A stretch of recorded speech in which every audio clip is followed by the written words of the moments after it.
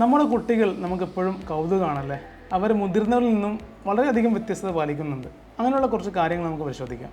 ഒന്ന്, അവരുടെ head circumference ചെസ്റ്റിൻ്റെ സർക്കംഫറൻസിനേക്കാൾ കൂടുതലായിരിക്കും. അതായത് തലയുടെ ചുറ്റളവ് അവർ നെഞ്ചിൻ്റെ ചുറ്റളവിനേക്കാൾ എപ്പോഴും കൂടുതലായിരിക്കും. നിങ്ങൾ ശ്രദ്ധിച്ചിട്ടുണ്ടോ?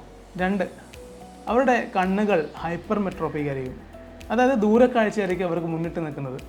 അടുത്തുള്ള കാഴ്ചകൾ അവർക്ക് പിന്നെ പയ്യെ പയ്യെ അക്കോമഡേറ്റീവ് പവർ ലെൻസിൻ്റെ കൂടിക്കൂടി വന്ന് ശരിയായി വരികയാണ് ചെയ്യുന്നത്.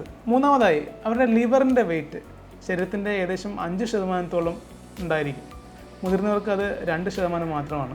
മറ്റൊരു കാര്യം എന്നുള്ളത് അവരുടെ ഹെഡിൻ്റെ ബ്രഗ്മ എന്ന പോയിൻ്റ്, അതായത് തലയോട്ടി പൂർണ്ണമായിട്ടും കൂടിച്ചേർന്ന് ഇരിക്കുന്നത്. നിങ്ങൾക്ക് അറിയുന്ന പോലെ തന്നെ അതിൻ്റെ സെൻറ്റർ പാർട്ട്, ബ്രഗ്മ എന്ന് പറയുന്ന പാർട്ട് സ്കിന്ന് തലച്ചോറിൻ്റെ ലേയേഴ്സായിട്ടും ഡയറക്റ്റ് കോണ്ടാക്റ്റിൽ ഉണ്ടായിരിക്കും. പിന്നീട് ആ ബ്രഗ്മ പോയിൻ്റ് വന്ന് കൂടിച്ചേർന്ന് ബോണിൻ്റെ പ്രതലമായി മാറുകയാണ് ചെയ്യുന്നത്. മറ്റൊരു കാര്യം, ആൻഡ് ഫൈനലി അവരുടെ പാരാനൈസിസ് സിസ്റ്റം, അതായത് മുഖത്തെ സൈനസിൻ്റെയൊക്കെ സിസ്റ്റം അവരുടെ അഡോളസൻ്റ് ഏജോട് കൂടി മാത്രമേ കംപ്ലീറ്റ്ലി ഡെവലപ്പ് ആവുന്നുള്ളൂ. മുതിർന്നവരുടെ പോലെ ഈ സൈനസുകൾ കംപ്ലീറ്റ്ലി ഡെവലപ്ഡ് അല്ല. അതായത് frontal sinus, maxillary sinus, sphenoidal sinus പറഞ്ഞിട്ടുള്ള പാരാനൈസിസ് സിസ്റ്റം, ആ സിസ്റ്റം കൃത്യമായിട്ട് ഡെവലപ്ഡ് ആയിരിക്കില്ല.